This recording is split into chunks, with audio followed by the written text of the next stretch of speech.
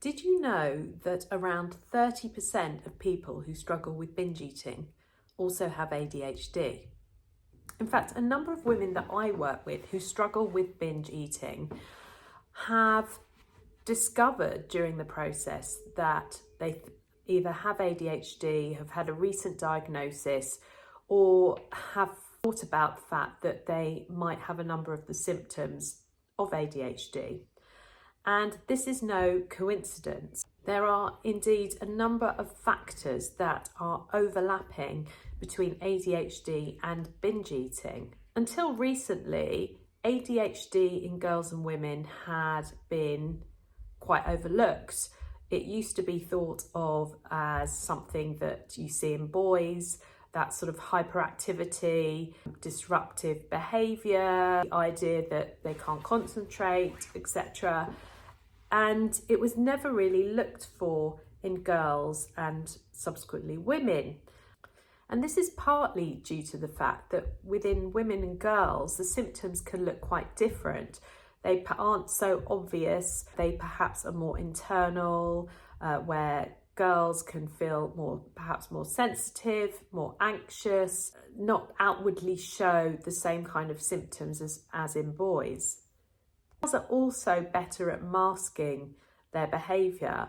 So if there are ADHD behaviours, they manage to hold it together. They manage to hide these behaviours a lot better, perhaps, than boys do. So it's very often missed in girls when they're growing up. One of the symptoms that you see more in girls and women with ADHD is the hyper-focusing.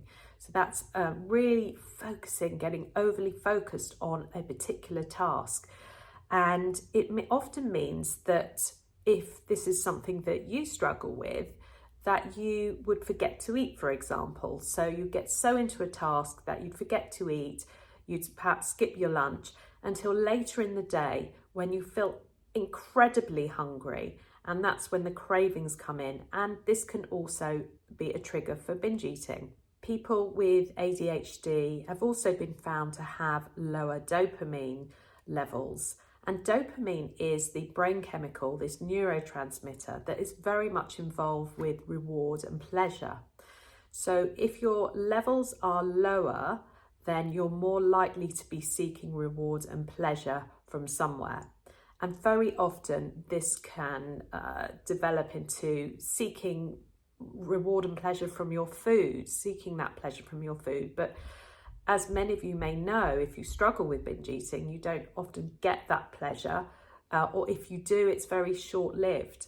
Often the eating is so fast and feels so out of control and so trance-like that actually you're not able to really enjoy that food. Another area which may help to contribute to binge eating behaviours is the difficulty in being able to plan and being organised, which you often see with people with ADHD. And, so struggling to plan for your meals and being prepared can very often lead to very chaotic eating, which again can lead to triggering binge eating episodes. So if you have maybe been recently diagnosed or think that you might have ADHD, perhaps you have some of these signs of ADHD, it's really useful to know this information if you struggle with binge eating. Understanding this can play a huge role in empowering you to know that actually there are some things that you can do to help you to be able to organise yourself with food so that you don't allow yourself to become over hungry and for intense cravings to develop later in the day, for example. Knowing that information can really help to reduce your feelings of shame and feelings of not being worthy, not being good enough, not being able to do things that other people can do, because there is actually a reason behind that. And when you know that reason, that there are ways that you can work on that and get help and support. Now, this is just one of the things that I cover in my upcoming book, all about overcoming binge eating and emotional eating, which will be published later on in the year.